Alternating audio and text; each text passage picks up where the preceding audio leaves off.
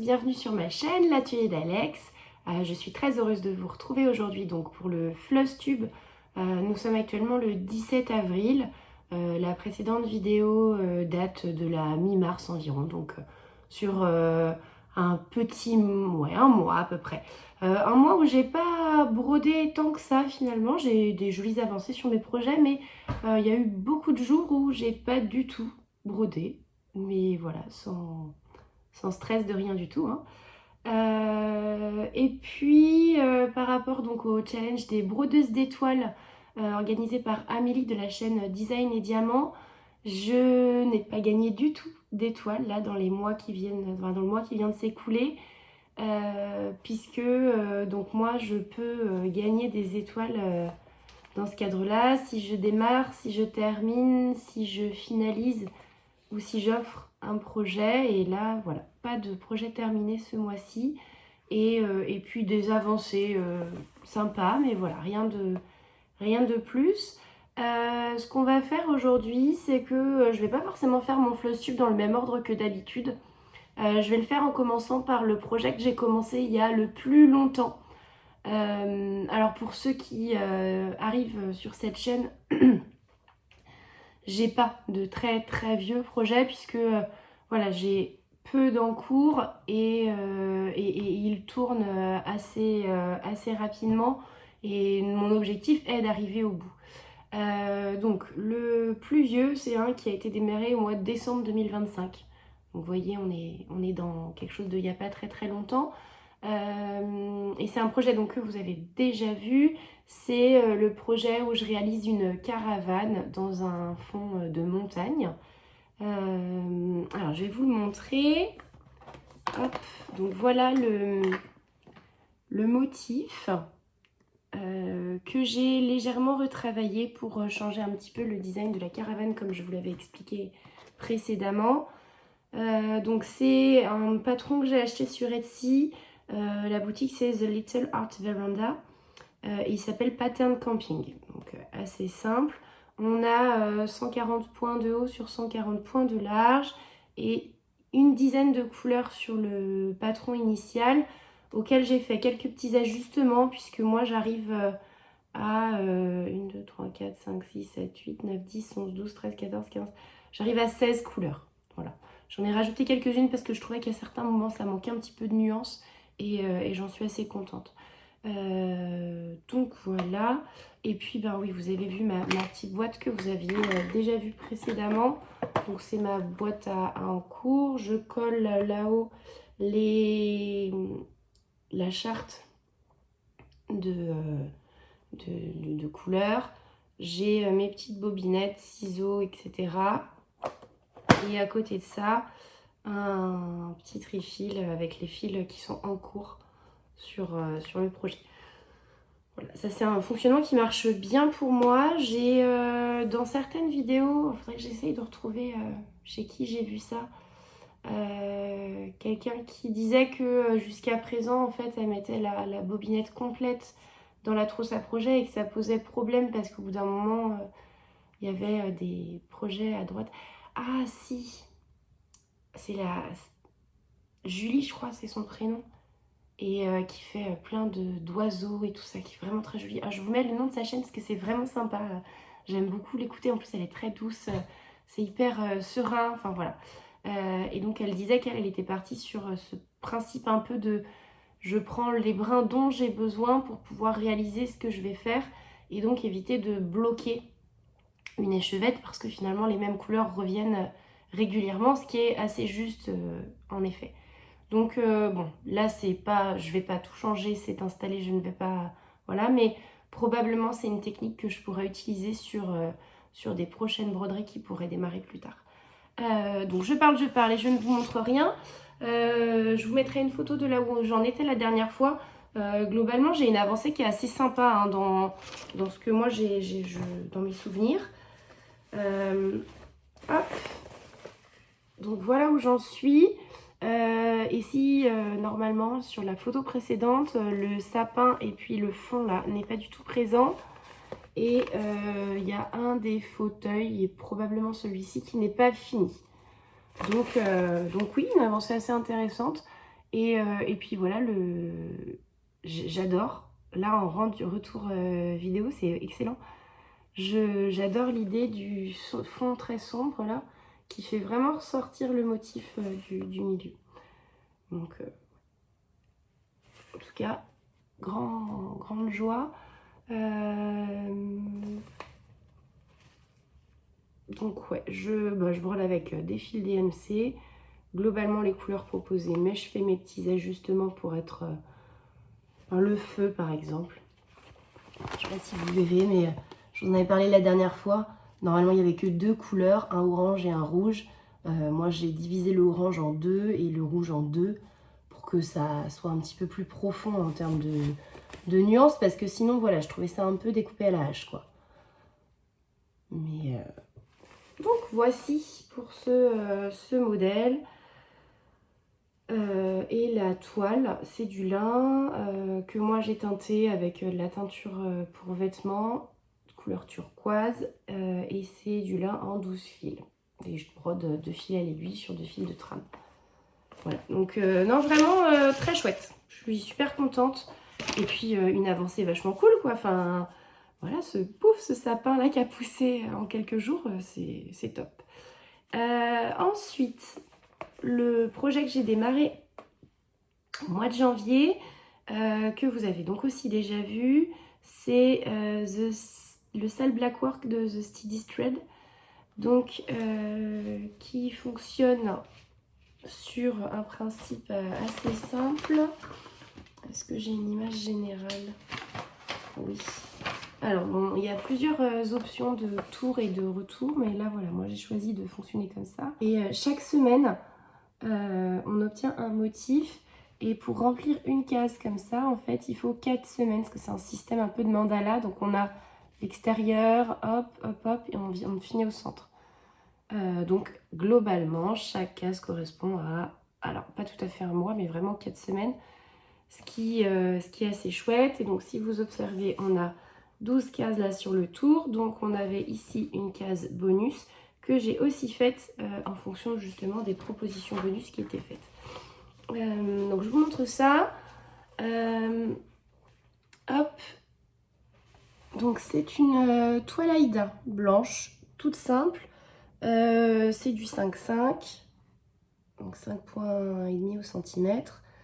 Et j'utilise 3 couleurs de bleu. Pour faire les contours, j'ai utilisé le DMC 336. Et ensuite, mes carrés sont soit très clairs, soit foncés. Et la couleur claire, c'est le 312. Et la couleur foncée, c'est le 939. Donc voilà, un camailleux de bleu. La bordure, je l'avance au fur et à mesure. Ça se fait super bien, hein. Mais finalement, je la fais en fonction de comment je déplace mon cercle à broder. Parce que voilà, pas envie de tout faire d'un coup. Mais bon là, voilà, elle est globalement... il reste un peu à descendre. J'avais tracé avec un petit fil jaune mes cadres, mes cases. Donc en fait, là, on verra peut-être ici. Donc, la bordure va venir là. Et donc là, j'avais garé un petit peu mes fils, enfin, le fil que j'avais commencé, en me disant que j'allais le reprendre quand je continuerai à avancer cette bordure. Donc ouais, en tout cas, vraiment joli. C'est très... c'est hyper géométrique, hein, mais c'est top. Top, top. Et j'aime bien. J'aime bien les couleurs que j'ai choisies. Je suis assez contente. Et donc, ce que j'ai fait, c'est que je vous disais ça la dernière fois, je savais pas trop. La forme du milieu, là, je l'ai mise finalement dans le bleu un peu plus clair. Et je regrette pas du tout, parce que ça donne une petite touche de lumière au centre de la broderie, mais tout en légèreté, hein. Donc voilà, pour ce projet-là, qui avance tout doux, tranquillou. Chaque semaine, le 10 avril, là, il y avait la case, à la fin de la case, de la 4e case là, que j'ai réalisée. Donc voilà, potentiellement, d'ici 4 semaines, il y a une case en plus qui pourrait être faite. Si on continue, en fait, je tourne les pages de mon carnet au fur et à mesure. On arrive chez Peppermint Purple et là aussi c'est un sale en black work que j'ai démarré au mois de janvier. Pour celui-ci, le cadre est déjà réalisé depuis un petit moment et il va fonctionner un peu différemment puisque chaque on obtient une case, enfin 4 cases par mois aussi, enfin une case par semaine, mais avec un rythme un tout petit peu plus lent par rapport à l'autre. Donc c'est pour ça qu'aussi là je suis dans les temps, hein. Il doit y avoir une case de sortie en plus, mais voilà, ouais, une ou deux, par exemple celle-ci. Donc, en fait ce que je fais c'est que j'attends d'avoir un carré complet pour sortir ma couleur, puisque là dans chaque mois correspond à une couleur différente. Autant les autres années où j'avais fait ces salles-là, je gardais, enfin je faisais mes choix de couleurs. Autant cette fois-ci, j'ai suivi les propositions qui étaient faites par le créateur, ou la créatrice d'ailleurs. Donc voilà. Et on est aussi sur une toile, donc Aïda blanche, en 5,5 aussi, c'est la même toile. J'avais un très très grand coupon. Fil DMC. Donc ici c'est du 742, du 166, là c'est du 38,49 et donc globalement ensuite on va revenir ici pour continuer et ce sera du 740. Donc vous voyez, on était sur un jaune, on va basculer sur un orange. Il y a un petit jeu de dégradé comme ça qui se fait, franchement très sympa. J'aime beaucoup l'harmonie qui a été choisie, donc ça devrait être plutôt cool. Et on va donc passer au projet suivant, donc avec... c'est sympa aussi. C'est la grille de Diamant Folie. Donc sur la boutique Etsy, l'univers de Diamant Folie. Donc elle a aussi une chaîne YouTube, Mélanie. Et en fait, elle avait proposé aux personnes qui le souhaitaient de pouvoir mettre en avant les motifs qu'elle créait. Et ça m'intéressait beaucoup parce que je trouvais ça vraiment très joli.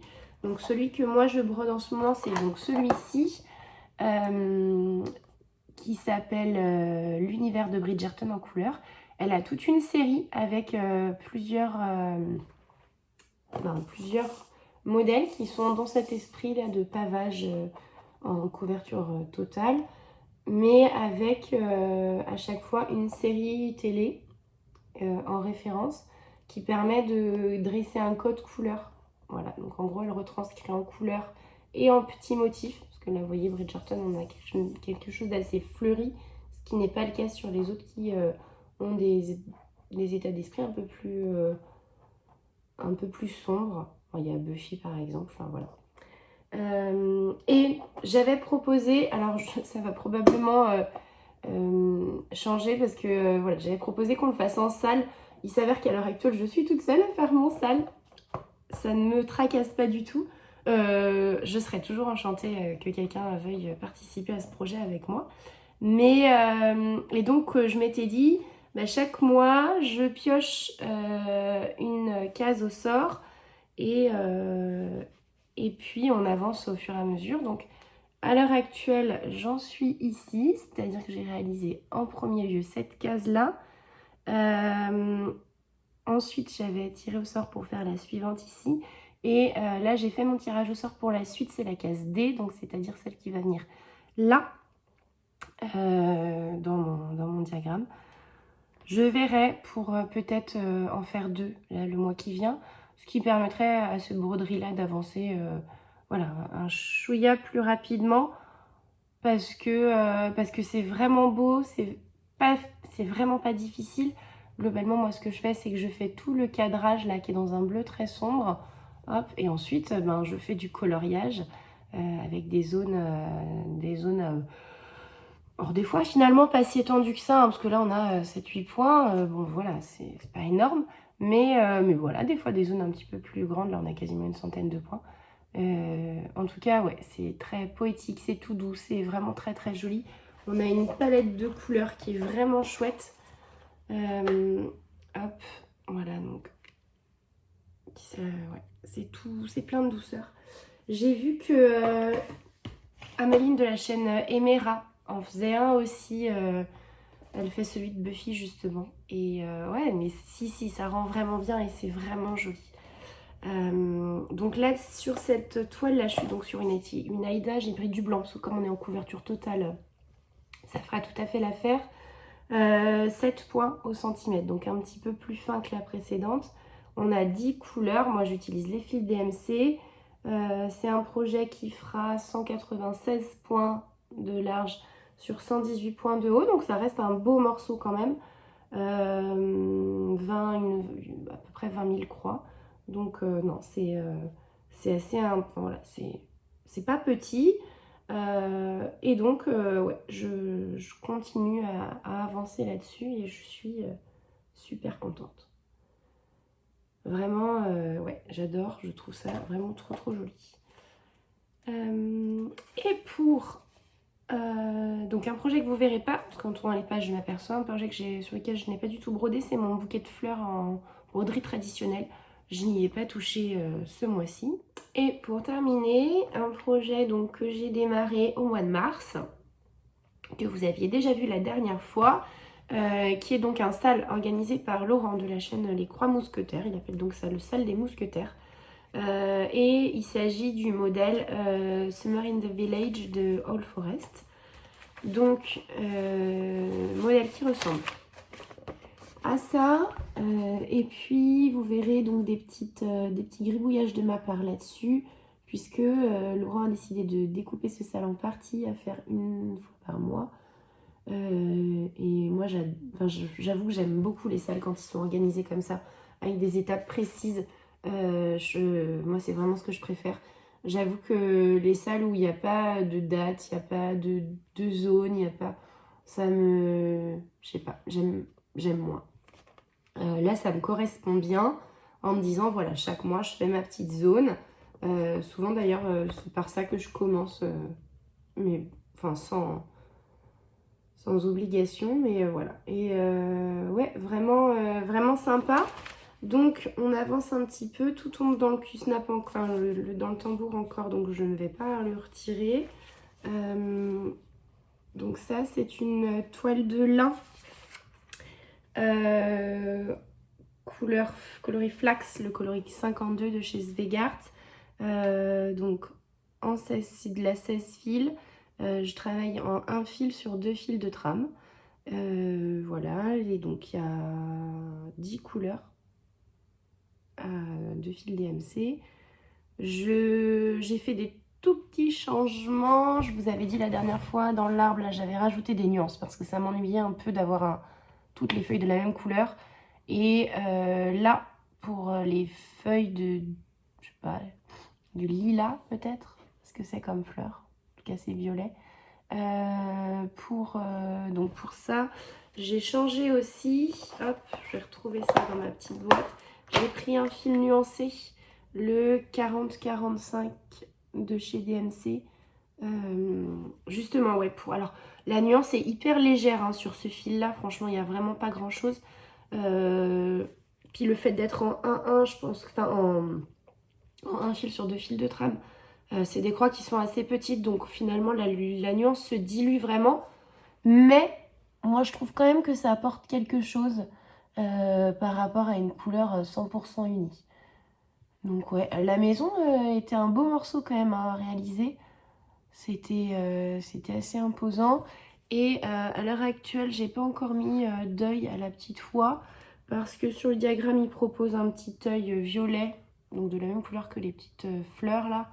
Ce qui était déjà le cas pour le chien. Le chien, j'avais changé, j'avais mis le vert tout pâle là. Et l'oie, je sais pas ce que je vais lui mettre comme couleur d'œil. Mais les yeux violets, ça me parlait pas trop. Donc non. Et ouais. En tout cas, hâte d'arriver à la prochaine étape parce que vraiment c'est un modèle vraiment très sympa.